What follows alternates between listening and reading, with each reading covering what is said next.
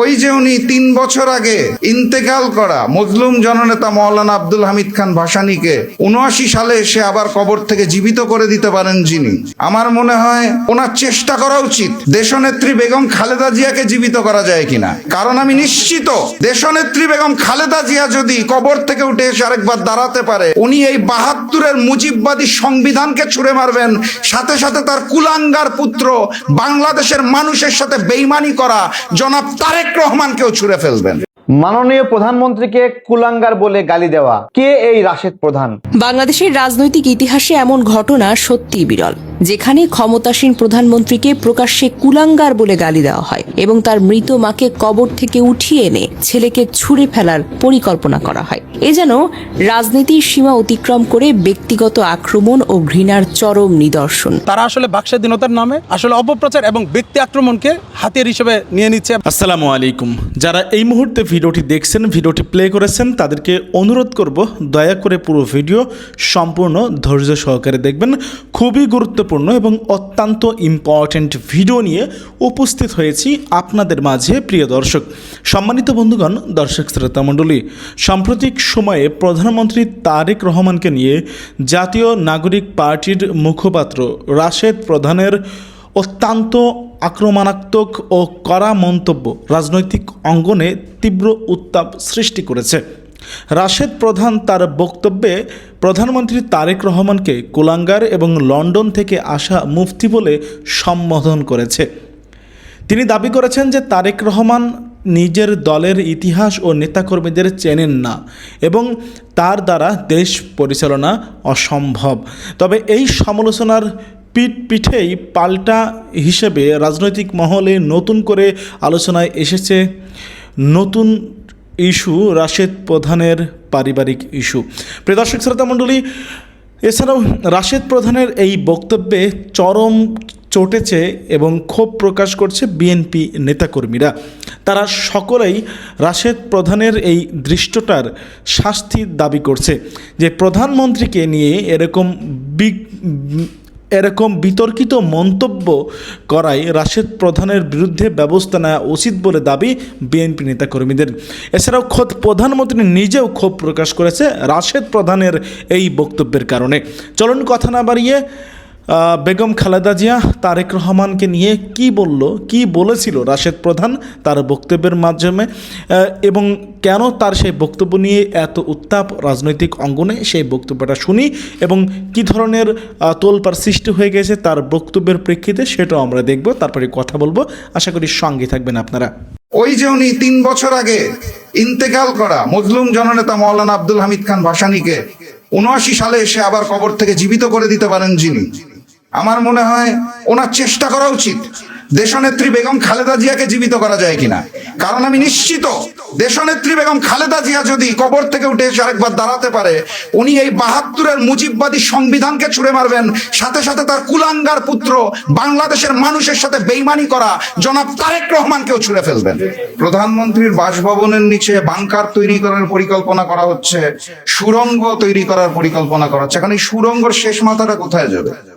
যদি বাংলাদেশের ভূখণ্ডের মধ্যে হয়, তাহলে যেখান দিয়ে সুড়ঙ্গ দিয়ে মাথাটা বের করবেন গর্ত থেকে, সুড়ঙ্গ তো ঢুকবেন তো গুপ্ত হয়ে, ওই গুপ্ত সুড়ঙ্গ থেকে যখন বের হবেন মাথাটা উঁচু করবেন, বাংলাদেশের সীমানা হলে আবার ওই জনরসেই করতে হবে।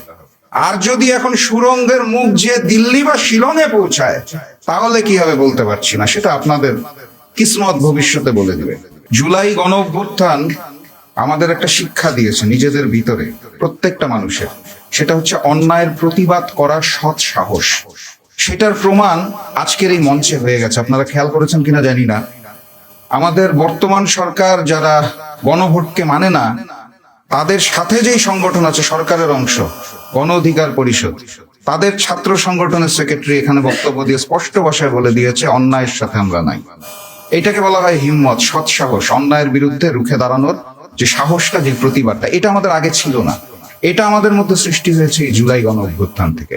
আমরা এখন প্রতিবাদ করতে জানি, প্রতিরোধ করতে জানি, প্রয়োজনে আবারও রক্ত দিতে জানি।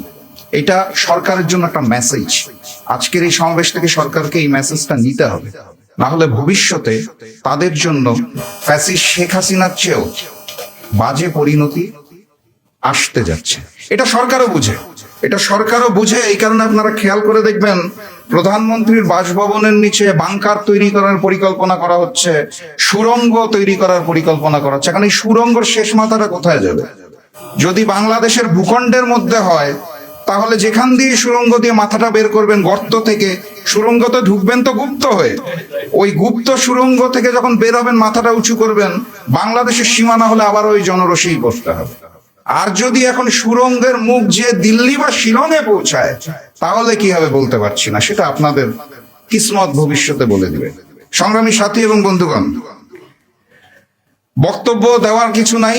গণভোটকে এই সরকার মানতে চায় না, এটা আমরা সবাই বুঝে গেছি। 70% মানুষ যে গণভোটে হার পক্ষে বক্তব্য রেখেছে, প্রস্তাবনা দিয়েছে, সমর্থন দিয়েছে, ভালোবাসা জানিয়েছে, ভোটও দিয়েছে, সেই 70%কে এই মুহূর্তে বিএনপি সরকার মানতে চাইছে না, জনাব তারেক রহমান মানতে চাইছে না। আমি নির্বাচনী প্রচারণার সময় বক্তব্যে বারবার বলতাম লন্ডন থেকে এক মুফতি এসেছে। এটা নিয়ে সবাই আমাকে প্রশ্ন করতো কেন। আমি বলতাম লন্ডন থেকে আসার পর উনি ইসলামের ইতিহাস বিকৃত করা শুরু করেছে, ওনাকে আমি কি নামে ডাকবো, এই কারণে বলি লন্ডনের মুফতি। তারপর দেখলাম উনি আসলে ইসলামের ইতিহাস নেই, উনি বাংলাদেশের ইতিহাসই পাল্টে দিচ্ছেন। ভূখণ্ডের আমের জায়গায় কাঁঠাল উৎপাদন সৃষ্টি করেছেন, রংপুরের জায়গায় বগুড়া বসায় দিচ্ছেন, এইভাবে করে উনি বাংলাদেশের ইতিহাসও পাল্টে দেওয়া শুরু করলেন।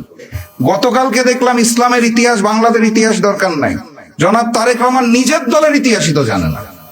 যেই ব্যক্তি নিজের দলের ইতিহাসই জানে না, নিজের দলের নেতাকর্মীকেই জানে না, উনি বাংলাদেশকে কিভাবে জানবে আর বাংলাদেশকে কিভাবে চালাবে, এটা এখন আমাদের প্রশ্ন।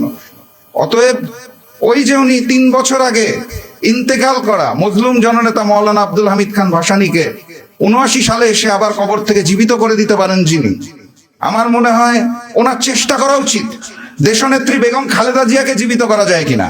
কারণ আমি নিশ্চিত দেশনেত্রী বেগম খালেদা জিয়া যদি কবর থেকে উঠে এসে আরেকবার দাঁড়াতে পারে, উনি এই 72-এর মুজিববাদী সংবিধানকে ছুড়ে মারবেন, সাথে সাথে তার কুলাঙ্গার পুত্র বাংলাদেশের মানুষের সাথে বেইমানি করা জনাব তারেক রহমানকেও ছুড়ে ফেলবেন, এটা আমি বিশ্বাস করি।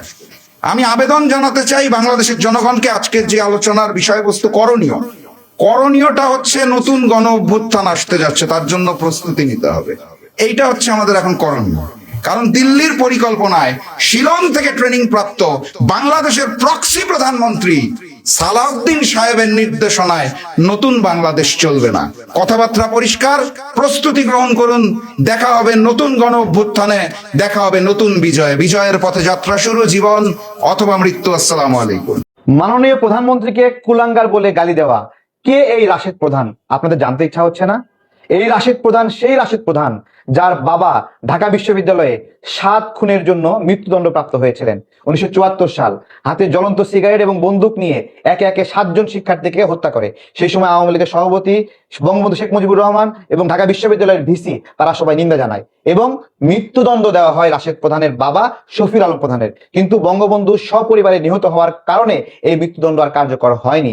পরবর্তীতে 1977 সালে মুক্তি পেয়ে রাশেদ প্রধানের বাবা খুনি শফিউল আলম প্রধান জাগপা নামে দলটি গঠন করে এবং শহীদ প্রেসিডেন্ট জিয়াউর রহমানের সময়েও শহীদ প্রেসিডেন্ট জিয়াউর রহমানের বিরুদ্ধে বিভিন্ন ষড়যন্ত্রমূলক কাজ করে। কথিত আছে ভারতের কাছ থেকে টাকা নিয়ে ভারতের বিরুদ্ধে আগ্রাসন বিরোধী প্রোগ্রাম দিত এই রাশেদ প্রধান। আর একটা কাজ ছিল, আর একটা কারণ ছিল এর, তিনি যে একজন খুনি এবং এই খুনিকে সমাজের কেউ গ্রহণ করছিল না। সেই পর্যায়ে তার এই খুনের দায় ঢাকার জন্য বারবার ভারতের বিরুদ্ধে বিভিন্ন প্রোগ্রাম দিচ্ছিল। সেই শফিউল আলম প্রধানের সন্তান হলো রাশেদ প্রধান। 12 দলীয় জোটে তাকে জায়গা দেওয়া হয়েছিল। সে 12 দলীয় জোটে থেকে তিনি 12 দলীয় জোট ভাঙার জন্য একাধিকবার ষড়যন্ত্র করেছেন এবং পরবর্তীতে এই ষড়যন্ত্রের জন্য একবার বের করে দেওয়া হয়। আমরা জানি, আমরা সবাই শুনেছি, আপনারাও জানেন এটা, যে এই 12 দলীয় জোটের সমন্বয়ককে গ্রেপ্তার করেছিল রাশেদ প্রধান এবং গ্রেপ্তার করিয়ে নিজেই সমন্বয়ক বনে গিয়েছিল। পরবর্তীতে যিনি মূল সমন্বয়ক তিনি সেখান থেকে বের হওয়ার পরেও সেই দায়িত্ব ছাড়ছিল না। পরবর্তীতে রাশেদ প্রধানকেই এই 12 দলীয় জোট থেকে বের করে দেওয়া হয় এবং সেই সময় জাগপা 2 ভাগে ভাগ হয়ে যায়। একটা হলো এই শফিউল আলম প্রধানের পরিবারের জাগপা, আর একটা জাগপার অন্যান্য সদস্যদের জাগপা। এবং শফিউল আলম প্রধানের এই জাগপাতে দেখেন অদ্ভুত, তার বোনকে বানিয়েছে সভাপতি আর তিনি হলো সহসভাপতি এবং মুখপাত্র। এই ভাই এবং বোন মিলে একটা সংগঠন যাদের কোনো নেতা কর্মীও নাই। তারা সকাল বিকাল মাননীয় প্রধানমন্ত্রীকে কুলাঙ্গার বলছে জামাতের সঙ্গে। অবশ্য একজন বীর মুক্তিযোদ্ধার সন্তানকে কুলাঙ্গার বলছে একটা খুনির সন্তান, এর ইতিহাস জানতে হবে। আমাদের 1971 সালে যুদ্ধের সময় রাজাকাররা আমাদের মুক্তিযোদ্ধাদেরকে কিন্তু এভাবে কুলাঙ্গার বলতো, জারজ বলতো এবং ভারতের দালাল বলতো।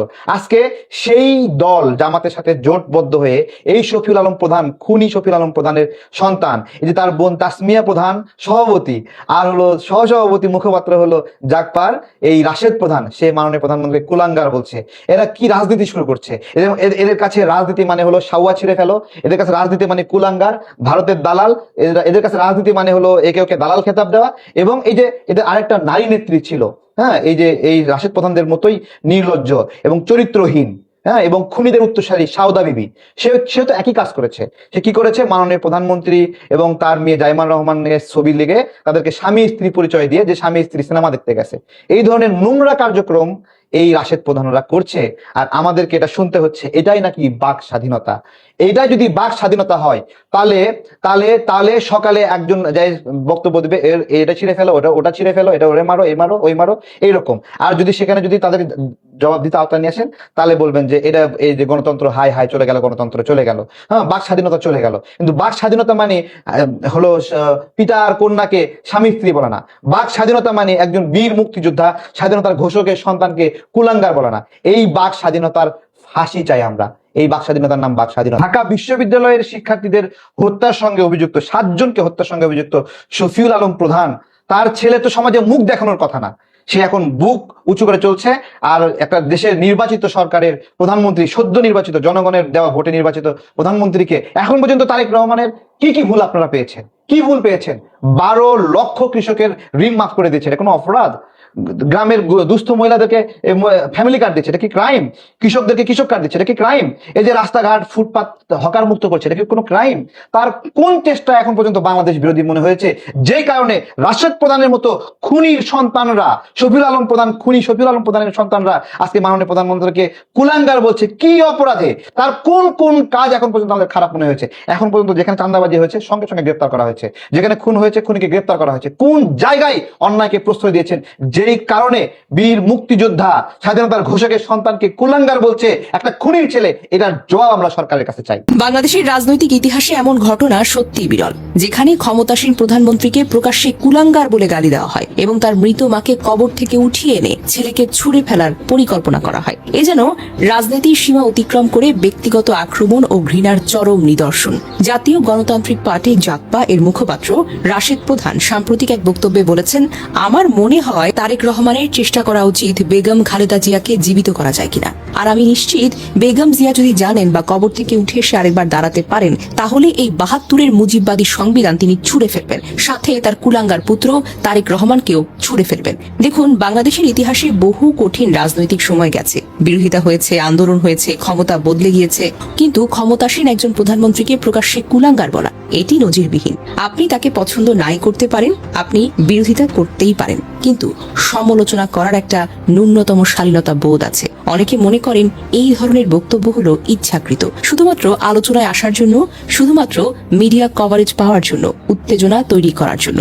কারণ যুক্তি দিয়ে মানুষ জায়গা না পেলে গালি দিয়ে জায়গা বানানোর চেষ্টা করে। তবে সবচেয়ে মর্মস্পর্শী বিষয় হলো বেগম জিয়া ইহজগতে নেই, তাকে কবর থেকে উঠিয়ে এনে ছেলেকে ছুঁড়ে ফেলবেন, এই ধরনের কথা শুধু অশোভন নয়, এটা মানবিক সীমা লঙ্ঘন। যে কোনো সভ্য সমাজে মৃত ব্যক্তি, বিশেষ করে একজন সাবেক প্রধানমন্ত্রী ও দলীয় প্রতিষ্ঠাতার স্মৃতিকে এভাবে অপমান করা গ্রহণযোগ্য নয়। কেউ কারো রাজনৈতিক দর্শন, নীতি, সিদ্ধান্ত, কর্মকাণ্ড পছন্দ নাই করতে পারেন। যৌক্তিক, তথ্যভিত্তিক ও গ্রাউন্ডেড সমালোচনা গণতন্ত্রের অংশ। তারেক রহমানের নেতৃত্ব, সরকারের নীতি, সংবিধান সংশোধন, অর্থনৈতিক সিদ্ধান্ত, এসব নিয়ে হাজারো যুক্তি দিয়ে সমালোচনা করা যায়, যায় না?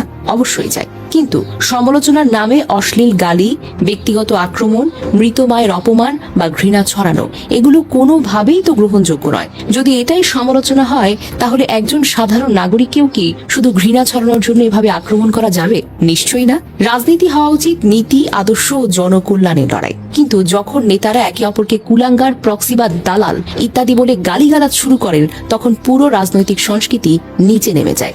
জনগণের আস্থা কমে, তরুণ প্রজন্ম রাজনীতি থেকে মুখ ফিরিয়ে নেয়। রাশেদ প্রধানের এই বক্তব্য শুধু তারেক রহমান বা বিএনপির বিরুদ্ধে নয়, এটি সমগ্র রাজনৈতিক ব্যবস্থার প্রতি একটি চরম আঘাত। এই ধরনের আগ্রাসী, অশালীন ও ঘৃণামূলক বক্তব্য যারা দেন, তাদের উচিত নিজেদের প্রতিফলন করা। আপনি রাজনীতি করতে চান, করুন না। সমালোচনা করতে চান, অবশ্যই করবেন। কিন্তু যুক্তি দিয়ে, তথ্য দিয়ে, সভ্য ভাষায়। ঘৃণা, গালি আর মৃত মানুষের অপমান দিয়ে রাজনীতি হয় না। এতে দেশের কোনো উপকার তো হবেই না, শুধু বিভেদ আর বিষ ছড়াবে। বাংলাদেশের রাজনীতি কি আরো বেশি নিচে নামবে, নাকি সভ্যতার দিকে ফিরে আসবে, সেটা এখন নেতাদের হাতে। কিন্তু জনগণ হিসেবে আমাদের উচিত এই ধরনের অসভ্যতাকে প্রত্যাখ্যান করা। সমালোচনা হোক যুক্তিপূর্ণ, রাজনীতি হোক সভ্য, ঘৃণা নয়, বিতর্ক হোক। বাংলাদেশের মানুষের সাথে বেইমানি করা জনাব তারেক রহমানকেও ছুঁড়ে ফেলবেন। তারা আসলে বাকস্বাধীনতার নামে আসলে অপপ্রচার এবং ব্যক্তি আক্রমণকে হাতিয়ার হিসেবে নিয়ে নিচ্ছে, এবং আমি যদি ইট মারি পাটকেল খাওয়ার জন্য আমারও রেডি থাকতে হবে। জাকপা রাশেদ প্রধানের যিনি বোন, উনি মূলত সংরক্ষিত আসনের প্রার্থী। সেই জায়গায় কিছু সুবিধা নেওয়ার জন্য উনি ওনার বক্তব্য বিবৃতির মাধ্যমে বিরোধী দলকে খুশি করতে যাচ্ছে। যা খুশি তা বলাটাকেই আসলে স্বাধীনতা মনে করি, তাহলে আমাদের দল যদি পাল্টা এই ধরনের চর্চা করে, তাহলে সুস্থ গণতান্ত্রিক চর্চা থাকবে না। জাকপার যিনি মূলত মুখপাত্র হিসেবে আছেন রাশেদ প্রধান, সাম্প্রতিককালে যেই ধরনের বক্তব্য দিচ্ছে সেটা আসলে সুস্থ গণতান্ত্রিক চর্চার বহিঃপ্রকাশ না। তারা আসলে বাকস্বাধীনতার নামে আসলে অপপ্রচার এবং ব্যক্তি আক্রমণকে হাতিয়ার হিসেবে নিয়ে নিচ্ছে এবং প্রয়োগ করার চেষ্টা করছে। রাষ্ট্রের গুরুত্বপূর্ণ ব্যক্তি, যিনি কিনা রাষ্ট্রের জনগণের ভোটের নির্বাচিত সরকার প্রধান, তাকে নিয়ে এবং সেটার প্রতিক্রিয়া যদি আমরা রাস্তায় দেখাই, তাহলে কিন্তু কালকে গণতান্ত্রিক পরিবেশটা থাকবে না। বিধায় আমরা এখনো সংযত আছি, কিন্তু দুর্ভাগ্যজনক হলো সত্যি, এটা যদি কন্টিনিউয়াসলি চলতে থাকে, আমরা কতদিন সংবরণ করবো, আমাদের নেতাকর্মীরা কতদিন ধৈর্য ধারণ করবে, সেটাও একটা প্রশ্নের বিষয়। কারণ আপনি জানেন, আপনাকে আমি যদি ইট মারি পাটকেল খাওয়ার জন্য আমারও রেডি থাকতে হবে। তারা যদি সেটার জন্য রেডি থাকে, ওয়েল, সামনে সেই ধরনের পরিবেশ আসবে। কিন্তু আমি মনে করি বাংলাদেশের জনগণ সেই ধরনের পরিবেশ দেখতে চায় না। অতীতে আমরা ফ্যাসিস্ট খুনি হাসিনার সময় দেখেছি, সরকারকে খুশি করার জন্য অনেকে তোষামতি করতো এবং জিয়া পরিবারকে নিয়ে অকথ্য ভাষায় কথা বলতো, অশালীন বক্তব্য দিত, যাতে করে সরকারের সুযোগ সুবিধাগুলো বেশি নিতে পারে। কিন্তু এবার সেটা বাকস্বাধীনতার কারণে ভিন্ন উপায়ে দেখছি। এবার মূলত এটা করছে বিরোধী দলের যিনি নেতা আছেন শফিকুর রহমান, উনি ওনার আশেপাশে কিছু ইতর শ্রেণীর লোকজনকে জড়ো করেছে, যারা মূলত তাদের বক্তব্য বিবৃতির মাধ্যমে সরকারকে বিপদগ্রস্ত করার একটা চেষ্টা বা অপপ্রয়াস করছে, যার ফলশ্রুতিতে শফিকুর রহমানের আস্থাভাজন হওয়া, বা আমি যদি বলি স্পেসিফিক্যালি সংরক্ষিত মহিলা যারা প্রার্থী আছেন তাদের নাম ঘোষণা করবে সরকারি দল এবং বিরোধী দল। সেখানে আমি যতদূর জানি, জাকপা রাশেদ প্রধানের যিনি বোন, উনি মূলত সংরক্ষিত আসনের প্রার্থী। সেই জায়গায় কিছু সুবিধা নেওয়ার জন্য উনি ওনার বক্তব্য বিবৃতির মাধ্যমে বিরোধী দলকে খুশি করতে চাচ্ছে। আসলে এর মাধ্যমে সুস্থ গণতান্ত্রিক চর্চা থাকে না। এখন যদি আমি পাল্টা বলি, আমাদের ছাত্র দলের কোনো সংগঠন বা অন্য কেউ যদি জামাতের যিনি আমির আছেন বা বিরোধী দলের নেতা, ওনাকে অনেকে চুম্মা শফিক বলে, অনেকে সমকামী হিসাবে বলে, এখন আমরা কি এগুলোকে প্রশ্রয় দিব? এগুলো তো বাকস্বাধীনতা না। আপনি বাকস্বাধীনতার নামে যদি যা খুশি তা বলাটাকেই আসলে স্বাধীনতা মনে করি, তাহলে আমাদের দল যদি পাল্টা এই ধরনের চর্চা করে, তাহলে সুস্থ গণতান্ত্রিক চর্চা থাকবে না। আমরা 5 আগস্ট পরবর্তী সময় সেটার পরিবর্তন চেয়েছি, এবং বিরোধী দলীয় নেতা শফিকুর রহমান ওনার আশেপাশের এই ইতর শ্রেণীর যারা আছে তাদেরকে তাদের মুখে লাগাম টেনে ধরবেন এবং শব্দ প্রয়োগে সচেতন করবেন, যাতে করে ভবিষ্যতে সুস্থ গণতান্ত্রিক চর্চার পরিবেশ থাকে এবং রাজনৈতিক যে পরিবর্তনটা আমরা গণঅভ্যুত্থানের মাধ্যমে পেয়ে এসেছি বা আমরা চেয়েছি, সেই আকাঙ্ক্ষাকে ধারণ করে সেই গণতান্ত্রিক উপায়ে বিরোধী পক্ষ সরকারের সমালোচনা করবে, যৌক্তিক সমালোচনা, তথ্য নির্ভরভাবে। অ্যাটলিস্ট এই ধরনের ব্যক্তি আক্রমণ থেকে তারা সরে আসবে বলে বিশ্বাস। তা আপনারা ওই চুল জেল দিয়ে আসলে মানুষজন আপনাকে নেতা মাইনা নিবে, এটা কখনো হবে না। আর এরকম ফাউল টক করলে কোনদিন নেতা হতে পারবেন না। আপনাদের কাতার ওই হিরো আলমের কাতার হবে। আর নতুন নতুন ক্যারেক্টার আবিষ্কার হচ্ছে 24-এর গণ অভ্যুত্থান পরে, এদেরকে আমরা কোনোদিন দেখি নাই। রাস্তায় আমাদের ভাইয়েরা যারা শিক্ষা দীক্ষা কম, এরকম ভাইরাও রাজপথে ছিল। আমাদের রিক্সাওয়ালা ভাইয়েরা, গার্মেন্টসের বোনেরা, এরা কত স্যাক্রিফাইস করেছে, কত কিছু করেছে, কিন্তু তারা কিন্তু ঠিকই কর্মস্থলে ফেরত গেছে। কিন্তু সুবিধাভোগী এরকম রাশেদ প্রধানদের মতো ব্যক্তিরা এরা কোথায় ছিল? এরা পারলে একটা ছবি দেখাক, পারলে একটা মিছিলের ছবি দেখা, একটা প্রোগ্রামের ছবি দেখা, হাসিনা বিরোধী আন্দোলনকে ছবি দেখা, কোনোদিন দেখাতে পারবে না। আমরা তাদের যে হলো সে জায়গায় যে ছিল যে জাকপা, তাদেরকে সম্মান করি, কিন্তু রাশেদ প্রধানরা যেভাবে এই কাজগুলো করতেছে বাংলাদেশের মানুষ ভালোভাবে নিচ্ছে না। এবং বাংলাদেশের মানুষ এই রাশেদ প্রধানদের যে দেউলিয়াত্ব, এক ব্যক্তি এক দল, আমাদের একটা ওয়ার্ডের কর্মীরা যে কর্মী বাহিনী আছে, রাশেদ প্রধানদের সেই কর্মী বাহিনী নেই। এবং রাশেদ প্রধানরা যে বাংলাদেশে বিতাড়িত হবে, মানুষজন কয়দিন পরে এদেরকে হিরো আলম বলবে। অলরেডি নাকি মমতাজ বলা শুরু করছে, হিরো আলম বলা শুরু করছে রাশেদ প্রধানদের। তো রাশেদ প্রধানদের বাংলাদেশের মানুষ কোনো গ্রহণ করবে না। আপনার শফিউল আলম প্রধান অনেক ডাইনামিক লিডার ছিলেন। শফিউল আলম প্রধান, আপনি তার পরিবারের সন্তান হয়ে আপনারা যেভাবে কথা বলেন, এরকম বাল খেললো আর এইসব ফাউল টক, এগুলো বাংলাদেশের মানুষ মেনে নেবে না। এবং আপনারা যে আসলে অস্তিত্ব সংকটে থাকেন, মার্কেটে থাকার জন্য হিরো আলম সুলভ কথাবার্তা বলেন, মমতাজ সুলভ কথাবার্তা বলেন, এগুলো বাংলাদেশের মানুষ কখনো ভালোভাবে নেয় না। ভালোকে অ্যাপ্রিশিয়েট কেন? আপনি ফাপন নিয়ে কথা বললেন, একা এক ব্যক্তি, গায়ে মানে না আপনি মোড়ল, এই অবস্থা হয়ে গেছে আপনাদের। তো নামের আগে প্রধান আছে, অনেক জায়গায় 2-4টা লোক জোগাড় করেন আগে, তাইলে মানুষ প্রধান বলবে। আপনারা যে ভাই বলবে, ভাই বলারও তো লোক নাই। তো এই জন্য এই ছোট দলের বড় নেতা হওয়ার জন্য ফাউল টক করার দরকার নাই। নিজের কাজের মাধ্যমে ভালো কিছু করার চেষ্টা করেন। বাংলাদেশের মানুষ আপনাদেরকে যে সম্মানটা দেয়, আপনার পরিবারকে যে সম্মানটা দেয়, সেটাকে আপনারা মাটির সাথে মিশিয়ে দিয়েন না। আর জামাতের প্রলোভনে পড়ে আপনারা যেমন হচ্ছে কি জামাতের প্রেসক্রিপশনে চলা শুরু করছেন, এই প্রেসক্রিপশনে আপনাদের কোনো উন্নতি হবে না। আর জামাত কারো দায়িত্ব নিবে না। আপনি যদি খারাপ করে রাস্তায় পড়ে যান, কেউ দায়িত্ব নিবে না আপনার। তো আপনি এখনই সতর্ক হয়ে যান। ফাউল টক, আমাদের নেতা তারেক রহমান ভালো কাজকে অ্যাপ্রিশিয়েট করেন। আপনাকে তো আমরা বলি নাই যে আমাদেরকে জোর করে আমাদের কোনো ক্রেডিট নিতে হবে, আমাদের অ্যাপ্রিসিয়েশন করাইতে হবে, কোনো ক্রেডিট না। যেটা উনি প্রাপ্য, পয়লা বৈশাখের দিনে উনি কাজ করলেন কি করে? ফার্মার্স কার্ড করলেন, ফার্মার্স কার্ড বিলি করলেন, যে একদিনও তো অ্যাপ্রিসিয়েট করে শুনলাম না। 22,065 জন ফার্মার্স কার্ড পাইলো, তো আপনারা তো একদিনও বললেন এটা ভালো কাজ হয়েছে, ফ্যামিলি কার্ড পাইলো বললেন না ভালো কাজ হয়েছে, সামনে হেলথ কার্ড শুরু হবে, যেটাকে ভালোকে ভালো বলতে শিখুন। আর আপনারা যেসব চুল খালি সুন্দর হইলেই কিন্তু মানুষজন চেহারা সুন্দর হয় না, নায়ক মনে করে না। বাস্তব জীবনের বাংলাদেশের মানুষের কাছে নায়ক হচ্ছেন বাংলাদেশের প্রধানমন্ত্রী জনাব তারেক রহমান। তো আপনারা হুদাহুদি এই সাইড চরিত্রে অভিনয় করতে গেলেও কিন্তু অভিনয় করার সুযোগ পাবেন না, কারণ বাস্তব জীবনের মানুষের মন জয় করার জন্য আমাদের নেতা তারেক রহমান কিভাবে চলাফেরা করেন স্বাভাবিকভাবে একদম সাধারণ মানুষের মতো। তো আপনারা ওই চুল জেল দিয়ে আসলে মানুষজন আপনাকে নেতা মাইনা নিবে, এটা কখনো হবে না। আর এরকম ফাউল টক করলে কোনদিন নেতা হতে পারবেন না, আপনাদের কাতার ওই হিরো আলমের কাতার হবে। আপনি যেটা ভাবতেছেন যে বিএনপি আপনাকে থাপড়াইলে আপনি একটু উপরে উঠে যাবেন, বিএনপি আপনার মতো রাশেদ প্রধানকে থাপড়াইয়া হাত নষ্ট করবে না ভাই। রাশেদ প্রধান কত বড় বাপের পোলা, চলুন আমরা একবার দেখি। শফিউল আলম প্রধান, আপনারা অনেকেই নাম হয়তো বা শুনেছেন, অনেকেই জানেন না। রাশেদ প্রধানের বাবার নাম শফিউল আলম প্রধান। শফিউল আলম প্রধানকে আপনারা জানেন ছাত্রলীগের কেন্দ্রীয় নেতা ছিলেন, এবং রাশেদ প্রধানের বাবা একজন মার্ডারার, 7 খুনের মার্ডারার। সেই 7 খুনের মার্ডারের গল্পটা আপনাদেরকে আমি বলবো। সালটা 1974 সাল, হাজী মোহাম্মদ মহসিন হল, ঢাকা বিশ্ববিদ্যালয়ের সামনে 7 জন ছাত্রলীগের কর্মীকে ওই দিন ব্রাশ ফায়ার করে হত্যা করা হয় এই শফিউল আলম প্রধানের নেতৃত্বে। এবং 1978 সালে এই শফিউল আলম প্রধানের ফাঁসি হয়, ফাঁসির কার্যকর হয়। কিন্তু দুর্ভাগ্যের বিষয়, শহীদ প্রেসিডেন্ট জিয়াউর রহমান ক্ষমতায় এসে রাষ্ট্রপতির বিশেষ ক্ষমতা বলে শফিউল আলম প্রধানকে সাধারণ ক্ষমা করে দেন। এই শফিউল আলমের ছেলে রাশেদ প্রধান, রাশেদ প্রধানের জন্ম 1984 সালে। ওই দিন যদি রাশেদ প্রধানের বাবা শফিউল আলম প্রধানকে শহীদ প্রেসিডেন্ট জিয়াউর রহমান সাধারণ ক্ষমা না করে দিতেন, এই রাশেদ প্রধানের জন্মই হতো না। এই রাশেদ প্রধান আজকে পৃথিবীর আলোই দেখতে পেতেন না। এই রাশেদ প্রধান আজকে কথাই বলতে পারতেন না। আজকে সেই রাশেদ প্রধান শহীদ প্রেসিডেন্ট জিয়াউর রহমানের সন্তানকে কুলাঙ্গার বলে। মানে কি একটা অবস্থা, আমরা কোথায় আছি? আচ্ছা, আপনারা একবার কল্পনা করেন তো, এই রাশেদ প্রধান যে মন্তব্য করছে, হাসিনা, ফ্যাসিস্ট স্বৈরাচার হাসিনা যদি ক্ষমতায় থাকতেন, রাশেদ প্রধান এই ধরনের মন্তব্য করে বাংলাদেশে টিকতে পারতেন, বাংলাদেশে থাকতে পারতেন? এতক্ষণে তো আয়না ঘরে থাকতে হইতো। কিন্তু রাশেদ প্রধানের কপাল ভালো, বিএনপি ফ্যাসিস্ট স্বৈরাচারী হাসিনার পথে তারা হাঁটবে না। রাশেদ প্রধানের কপাল ভালো, বিএনপির মতো একজন দলের বিপক্ষে এই ধরনের কুরুচিপূর্ণ মন্তব্য করার পরও সে এখনো টিকে আছে, সে এখনো ক্ষমা চায় নাই। ফেসবুকে এসে 11 দলীয় জোটের এই নেতা রাশেদ প্রধান ক্ষমা চায় নাই, এবং 11 দলীয় জোট এখন পর্যন্ত এই বিষয় নিয়ে কোনো ধরনের বিবৃতি দেয় নাই। তাহলে কি আমরা বুঝে নিব যে এটা 11 দলীয় জোটের শিখানো কোনো বুলি?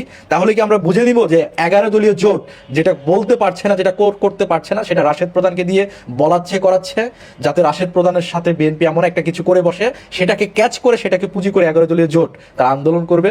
ভাই, আপনারা যে স্বপ্ন দেখছেন, এই স্বপ্ন বাদ দেন ভাই। বিএনপি আপনাদের সেই স্বপ্ন পূরণ হতে দেবে না। আপনারা যেটা কামনা করছেন, আপনারা যেটা চাচ্ছেন, আপনারা যেটা ওয়েলকাম করছেন, বিএনপি সেটা করবে না। রাশেদ প্রধানকে কিভাবে জবাব দিতে হয় সেটা বিএনপির কর্মীরা, সেটা বিএনপির সমর্থকরা, সেটা বিএনপির অ্যাক্টিভিস্টরা ভালো করেই জানে। তো রাশেদ প্রধানকে আমি অনুরোধ করবো, যেহেতু রাশেদ প্রধান ভাইয়ের সাথে আমার ব্যক্তিগত ভালো একটা সম্পর্ক রয়েছে, রাশেদ প্রধান ভাইয়ের সাথে এক টেবিলে অসংখ্যবার আমরা ভাত খাইছি, অসংখ্যবার রাশেদ প্রধানের সাথে আমার একসাথে এক টেবিলে বসা হয়েছে। রাশেদ প্রধান ভাইকে নিয়ে আজকে এই টেবিলের বিষয়ে আমি সমালোচনা করবো, এটা আমি কোনোদিনও কল্পনা করতে পারি নাই। রাশেদ প্রধানের জায়গা থেকে রাশেদ প্রধান সমালোচনা করছে বিএনপিকে নিয়ে, আমি দেখছি। বিএনপিকে নিয়ে সমালোচনা করুন রাশেদ প্রধান, কোনো সমস্যা নাই। বিএনপি 1000টা সমালোচনা নেওয়ার মতো সেই সক্ষমতা রাখে। বিএনপি আওয়ামী লীগ না ভাই। আপনি বিএনপিকে নিয়ে কোনো স্ট্যাটাস দিবেন, বিএনপিকে নিয়ে সামান্য কটুবাক্য বলবেন, বিএনপি আপনাকে গুম করে দিবে, আয়না ঘরে পাঠিয়ে দিবে, আপনাকে থাপড়াবে রাস্তার মধ্যে। বিএনপি ভাই ওই টাইপের দল না। তো বিএনপিকে নিয়ে আপনি সমালোচনা করেন, আমরা তো সেই সমালোচনার জায়গাটা ছেড়ে দিয়েছি, আপনাদের জন্য দরজা উন্মুক্ত করে দিচ্ছি। আমরা তো আপনাদেরকে নিয়ে কখনো এইভাবে জবাব দিতে চাই নাই। আপনারা রাজনীতি করেন না ভাই, রাজনীতির তো ভাষা আছে, রাজনীতির তো শিষ্টাচার আছে, কিন্তু আপনি তো শিষ্টাচার বহির্ভূত কথাবার্তা বলছেন। আপনি তো রাস্তার টোকাইয়ের মতো কথা বলছেন, আপনি তো রাস্তার টোকাইয়ের মতো স্টুপিডিটি করছেন, আপনি তো রাস্তার টোকাইয়ের ভাষায় কথা বলছেন। আপনি না অনেক উচ্চ শিক্ষিত নাকি? রাশেদ প্রধান নাকি অনেক উচ্চ শিক্ষিত? আপনি নাকি ইঞ্জিনিয়ার? আপনি নাকি হচ্ছে কি অনেক উঁচু ডিগ্রি লাভ করছেন? আপনার মুখের ভাষা এত নোংরা কেন ভাই? রাশেদ ভাই, আপনার মুখের ভাষা এত নোংরা কেন?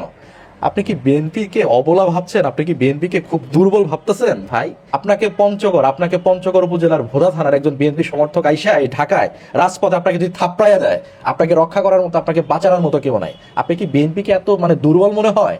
কিন্তু আপনার মতো এরকম স্টুপিড, নোংরা, অভদ্রকে বিএনপি মেরে হাত ময়লা করবে না ভাই। আপনি যেটা ভাবতেছেন যে বিএনপি আপনাকে থাপড়াইলে আপনি একটু উপরে উঠে যাবেন, বিএনপি আপনার মতো রাশেদ প্রধানকে থাপড়াইয়া হাত নষ্ট করবে না ভাই। দাবি থাকবে, অনুরোধ থাকবে, যেহেতু আপনার সাথে আমার ব্যক্তিগত একটা সম্পর্ক রয়েছে, আপনাকে আমি ভালোবাসি, আপনিও আমাকে ভালোবাসেন ভাই। আপনি যে অন্যায় করেছেন, আপনি যে ভুল করেছেন, এটার জন্য ভাই আপনি ক্ষমা চান। ক্ষমা যদি না চান, এটার কাফারা আপনাকে টুডে টুমোরো আপনাকে দিতেই হবে। এখান থেকে আপনি রক্ষা পাবেন না। সম্মানিত বন্ধুগণ, দর্শক শ্রোতা মণ্ডলী, আপনারা দেখতে পারলেন। ব্যক্তিগত মতামত অবশ্যই কমেন্টে উল্লেখ করে জানাবেন আপনারা কি বলতে চান, আপনাদের মতামত কি থাকবে। রাশেদ প্রধান যেই বক্তব্য দিয়েছে সেই বক্তব্যকে কেন্দ্র করে আপনাদের ওপিনিয়নটা কি? রাশেদ প্রধান যে কথাগুলো বলেছে সেই কথাগুলো নিয়ে আপনারা কি বলতে চান ভাই?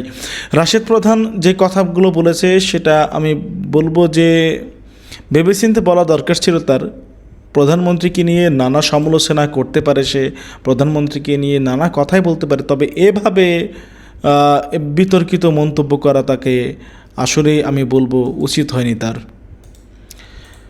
তার উচিত এজন্য ক্ষমা চাওয়া জনসম্মুখে এসে। মাননীয় প্রধানমন্ত্রীকে কুলাঙ্গার বলে রাশেদ প্রধান মানে কি বোঝাতে চেয়েছে, তার সেই বক্তব্যকে কেন্দ্র করে এখন রীতিমতো তোলপাড়।